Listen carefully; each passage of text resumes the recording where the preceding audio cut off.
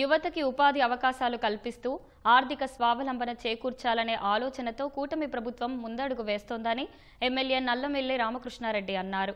తూర్పు గోదావరి జిల్లా అనపర్తి శ్రీ రామారెడ్డి జెడ్పీ ఉన్నత పాఠశాలలో ఏర్పాటు చేసిన మెగా జాబ్ మేళాను ఎమ్మెల్యే రామకృష్ణారెడ్డి ప్రారంభించారు. పుట్టపర్తి సత్యసాయిబాబా శత జయంతి సందర్భంగా ఆయన చిత్రపటం వద్ద నివాళులర్పించారు. అనంతరం జ్యోతి ప్రజ్వలన చేసి జాబ్ మేళాను ప్రారంభించారు.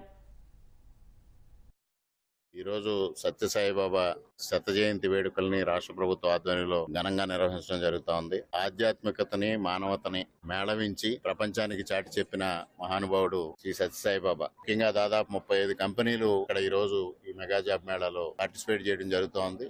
సుమారుగా 1500 మందికి ఉద్యోగ అవకాశాలు కల్పించబడే దిశగా ఈ మెగా జాబ్ మేళాని గౌరవ జిల్లా కలెక్టర్ శ్రీమతి కీర్తి చేకూరి గారి ఆధ్వర్యంలో మొట్టమొదటిగా తూర్పు గోదావరి జిల్లాలో అనపర్తి నియోజకవర్గం నుంచి ఈ కార్యక్రమాన్ని ప్రారంభించుకోవడం జరిగింది.